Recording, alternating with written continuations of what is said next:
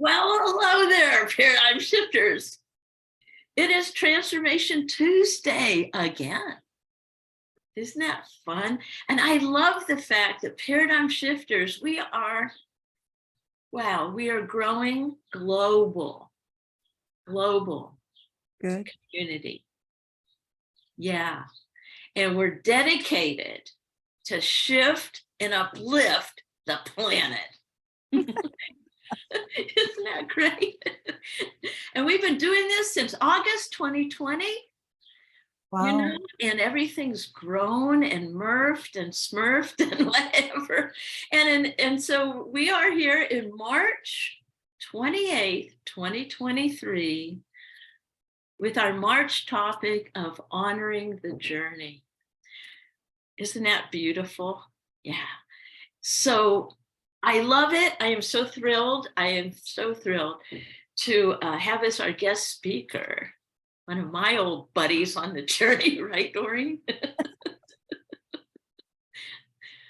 And let me tell you a little bit about Doreen Cumberford. Yeah. And Doreen works with expats, global nomads, and returnees to create happier, easier, and more successful transitions while globally mobile. So Doreen's a certified coach and 30-year licensed practitioner. And Doreen speaks, writes, and teaches about the principles and practices necessary to navigate global mobility while maintaining vitality. That's the thing is, vitality through health and well-being. Yeah. Yeah, and so Doreen also is the author of one of my favorites, Life in the Camel Lane. I remember when you were writing that. Yeah. And Arriving Well and Home Again. Home Again, Jiggedy. Oh yeah, let's see, Home Again, Jiggedy Jig. And she's currently, yeah, and you're currently compiling your second book. Repatriation. Can you tell me what is, did I say that right?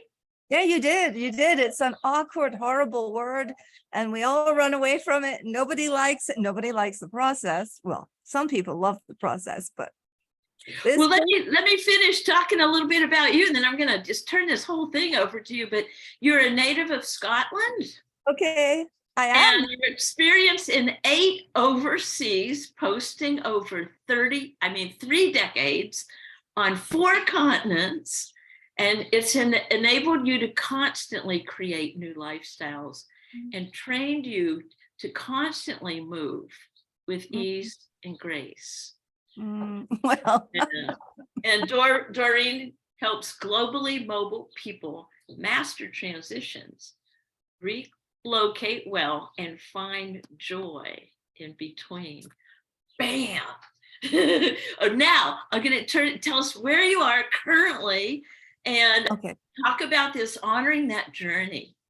How do you navigate this journey? Go ahead. Well, it's you know, as in every journey, every breath you take on every journey is valuable, important, moving you forward, sometimes sideways, sometimes backwards. But it is definitely a journey. I'm sitting here in San Miguel de Allende, which is in the central highlands of Mexico. We're northwest of Mexico City by about 3.5 to 4 hours by road. And it is a World UNESCO Heritage Site. And it has become a bit of expat haven for people fleeing, or not fleeing, but people who have moved into their rewirement or their retirement. And it's an easy place to live overseas because it is next door to the United States and not far from where, probably 1,000 miles between Judy and I right now. Tell us about how, just keep going. I'm just so curious. What would you like to know? I would like to know about the journey part where you make the decision Yeah. and Well, then that process, because I'm right. thinking all of the different paradigms that come up that will really want to have you stay in one place. Yes, yes. Um, I am a former expat. I have really lived in the expat lane for over 40 years. It still says 30 in my bio, but the truth is it's more like 40 something. And so I had lived overseas as a junior diplomat for the British Foreign and Commonwealth Office. And then I lived overseas as a corporate employee for a Louisiana-based or US-based oil contractor in the Middle East. And then after that, I had relocated to the US because I'm a British citizen. I grew up in Scotland. I'm not from the US originally. I call Scotland my heart culture. I think that our hearts are capable of emblazing and living multiple cultures at once. And there is no this or, it's all about this and. And I pretty much lived my life from that position. So after my husband retired, I was what they call an accompanying spouse. Sometimes we're called trailing spouses, and we don't like that. But I was an accompanying spouse, and we raised our TCK, third culture kid, in the Middle East. And when we returned, I got certified with Judy as a life mastery consultant. Now, I had coached before in the health and well-being lane when I lived in America before. But when we came back from Saudi Arabia, we moved to the Pacific Northwest. And, you know, we would still be based there had things happened in a certain way. But in our journey, there were cones on the road. Occasionally, there was an upended truck on the highway. There was always some sort of obstacle to navigate or to go around. And we always found the thinking, how to do this, how to navigate this. So after being expats, we became digital nomads. And so for 6 years, we lived as pet sitters and house sitters, and we visited 10 different countries. I think you and I have had a conversation about this part, Judy. So we were digital nomads for 6 years, and then COVID hit, and we were here in San Miguel. And, you know, after 3 or 4 years of coming back here in the wintertime, we actually discovered that our heart was saying we'd rather be here than Denver, which was our home base. And after 6 years of going, what's next? We just stood outside this property that I'm sitting in now, and with our hands on the gates, looking at it, going, what do you think? I think it's a yes. What do you think? I think it's maybe. And we just made the decision, because when it gets to the point that you have to consider the healthcare and the logistics and the finances and the crap, that all becomes a big messy paradigm. And when it comes to making a decision, you just have to do it.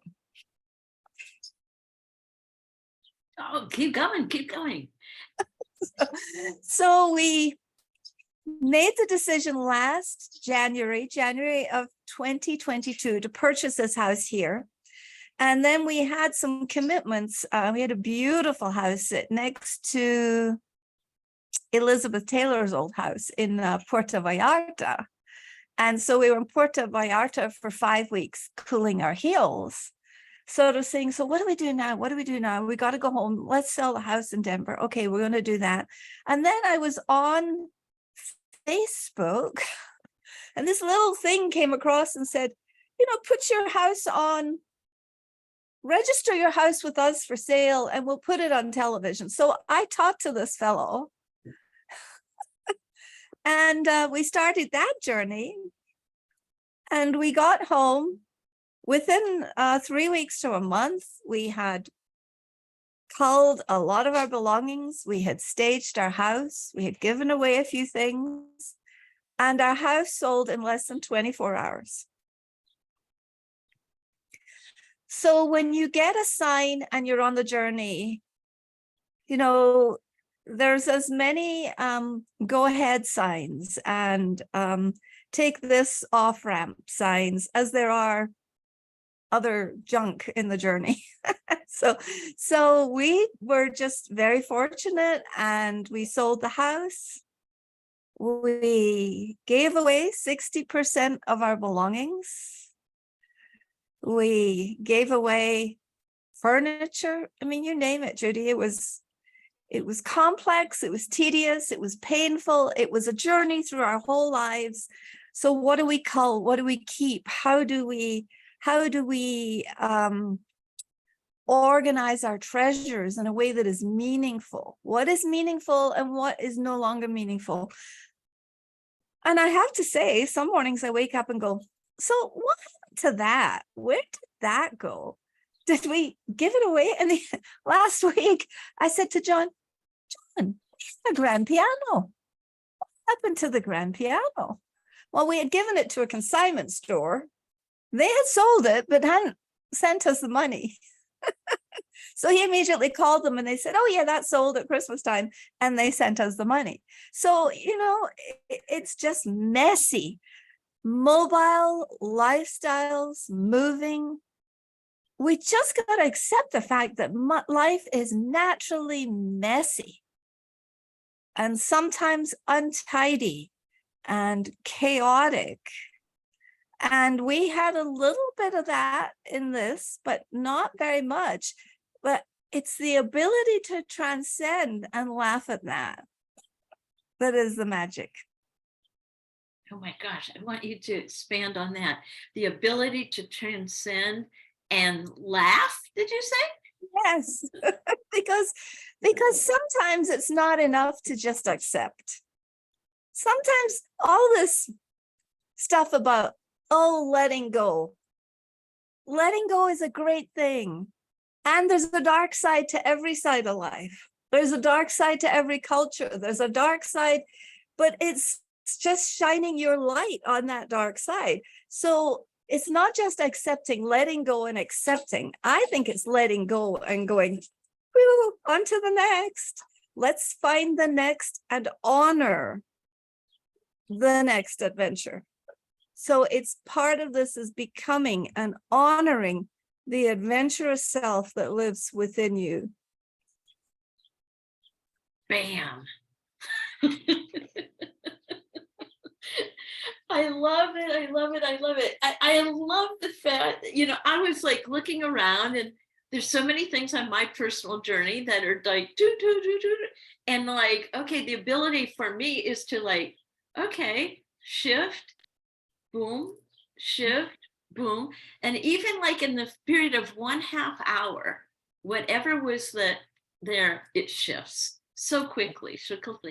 And it's shifts mentally, right? Yeah. And I would challenge that. I agree that the ability to shift, it has to happen here. But I think sometimes that we go, okay, I'm going to trust this mental journey. I'm going to trust that we made a good decision. And then you have to do the physical work, and then you actually see it all fall into place. Because seeing is really believing, and believing is really seeing. So I think you believe, then you see, and then you believe again.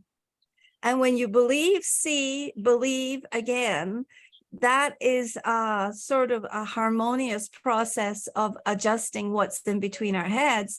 And each of us creates our own culture. And if you're creating the culture of transformation or transitions, or you're creating the culture to have a big adventurous global life, it's what does that look like? What do I need to do? You think about it, you take the action, and then you review it. So how much closer am I to what I want? How much further away am I from what I want? How did I get here? Like you said, And then the space of 30 minutes, you make the next shift. And so it's a constant adaptation and adjustment that has to go on for expats and people who live overseas or who do big journeys. It's a constant reevaluation, isn't it, Judy? It's just the journey. Mhm. Wow, that is so good. I love what you said. Believe, see, and believe again. Yeah. So I would love to have you talk more once about that, and perhaps where it was hard for you to believe and then see it. Some like where the claws were, I don't mean the claws, but I kind of, because isn't your daughter is in the United States, not to bring her up again, but I do know that you have this journey with that. I love what you call her, multicultural or tricultural child. It's a third culture kid. There is a whole science, sociological science, based on the fact that there are 258 people who are living as expatriates outside of their own native culture. And children who are raised and brought up outside of that culture for a period of time have a different experience. For instance, my husband was raised in Japan as an army brat for part of the time. That colored who he is, his willingness to be adventurous, his necessity for him to have something new to hear, see, taste, experience. And all of these things are zipped up inside our beings, but nobody outside can see that. There are many. So you become what we call like a hidden immigrant or a hidden person. And I have felt that all my life, because in America, look at me, I present as white, privileged, speaking English. And other than the fact occasionally I have a wee bit funny accent that comes out, I just get treated as an American, which to a certain portion of my beingness is slightly offensive, because I'm not. But how would people know? So 258 million people are living like that, plus all the immigrants, plus people and because we have, if you could unzip our bodies and look at our souls, you would see that we have experiences that are different from the majority of people who stay and live and love one country for their lifetime. Whoa, keep going. Okay, could you be more specific? Yeah, well, I love that you said unzip and see your soul. Yeah. And the country is a physical spot, but also where you have these experiences that create you. Some of them, totally, oh man, traumatic. Yes, exactly. I mean, all the built-in trauma of living through 9/11 in Saudi Arabia, through several bombings, which is all in the book, Life in the Camel Lane. But, I have to own up to something here on your show that I've never publicly talked about before. And that is, Judy, one of the things I admire about your journey is you've been so consistent all along, and you've gathered your following, and you've been very clear about who your following is, and you've built. I didn't do that so well. Now I have a network and connections around the globe, but they're not of people that I have interacted with, loved with, lived with, but they're not necessarily for the purpose of honoring the journey word out, right? So I wrote the book, Life in the Camel Lane, and it says, embrace your adventure. So it's all about how to embrace an adventure, but it's what I call a learnoir. It's a memoir of my story living in Saudi Arabia with all the challenges, the slightly low level of PTSD from living through 9/11, from living under the Gulf War or the Iraqi War for 7 or 8 years, from the bombings, from the terrorism that it happened in the kingdom. Sort of like the school shootings in America, actually, when I think about it. You know, there's that just a whole country that was living like that. And it really is the journey. Part of that is just healing that and knowing that it took me to a better place, not only physically, but it took me to a better place of spiritually, emotionally, and mentally. And that to bless that and thank it for that experience and know that it doesn't need to show up again. So I did not complete the whole story in the book title. I should have said, embrace the expat or traveler's experience, because it really is how to adapt, how to shift. And I was just wanting everybody to read the book, Judy, and not everybody wants to read the book. It is very applicable to many of us, but I was just shooting too wide. And I think sometimes when we're on any kind of journey, we think we can go further than we want to go. We think we can, you know, we've got to consider, especially when you're in, can I tolerate 10 hours of driving every day? Or do I just want to do 6? Can I tolerate long plane rides, or do I want to break it up? And for all of us, no matter how old or young you are on your journey, you need to understand what is your perfect journey and customize it to you, because it's all about customizing the journey. Sorry about the beeping. Oh, we can't hear it. It's great. Whoa, this is really good. This is really good. And I'm thinking that the second book is going to be so much more in depth. Is that true? Well, this book that I'm finishing now or working on now it was called Home Again, Jiggedy Jig, and that will probably be the subtitle. But I think I want to do a series. So this is Life in the Re-entry Lane. It's like re-entering from space. When the astronauts splash down and they talk about their experience, they tell their stories of how wonderful it is to look back at the Earth. And when expats come home, we tell our stories of how wonderful it is to look back at our country from afar and see how it's different. And that gave me a very different perspective of America after I'd lived there and went overseas and watched it for 20 years and coming back. And I was never able to articulate fully nor balance the dissonance between what I felt when I'm in the US and what I felt when I was overseas. So for me, it's actually easier to live outside of the US for both of us right now. And that was part of the impetus. It's like, yes, we can live in a bubble here. Some people are very sanctimonious about the expat bubble.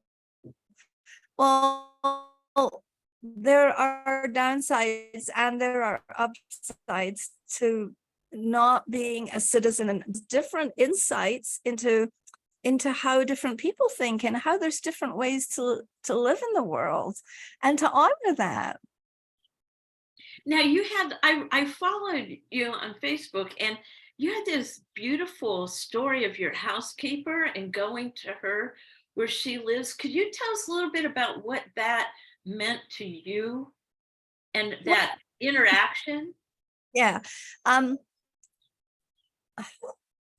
realize that I'm deeply privileged that I have a housekeeper. And let's start there. And I do not for 1 minute feel like her life is less valuable, less useful, less spiritual than mine. I feel completely equal to her. We do not speak the same language. We are not from the same countries, but we have worked together to create understanding, tolerance, and grace. And that's what we all need to be about. That's what this whole podcast is about. And so her name is Estella, and she comes a couple of times a week. And we give leftover clothes, leftover dishes, leftover anything, because we realize that her her economic level is different from ours. It's a fact of life. It's a fact of life everywhere. There's the haves and the have-nots, right? So we attempt to share and to give her things. And we had some amazing, beautiful fabric. It was sort of luxurious, and it had different layers to it, and it had like gold thread to it. And I don't know, for some reason, we had it sewn into curtains that would have covered a wall that was 10 by 20. It was huge. It was enormous. And we've been carrying this around since Saudi Arabia. So it moved from Saudi Arabia to the Pacific Northwest, to Denver, and then to here. And I'm going like, what am I doing carrying this? Because everything we own, we have to store, create, organize, clean, etc. Right? There's energy there. So one day I looked at it and I said, John, it doesn't belong in this house. I can't use it anywhere in this house. It has to go. And even after we got here, we realized we had carried a few too many old ideas and things with us. And that was one of them.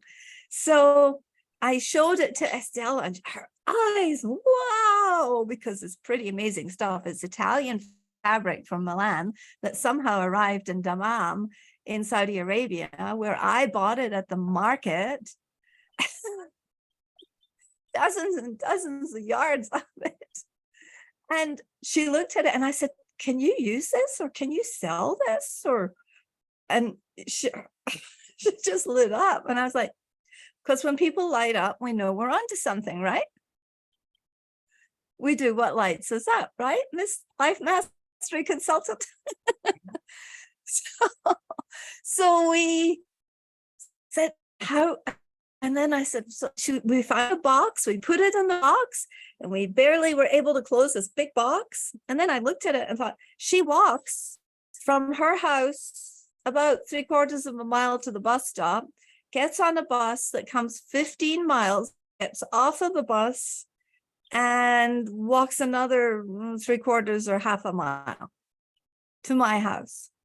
And, you know, it was really good to see the inside of her journey, because we only see the outside of people's journeys, but to actually take that journey is different.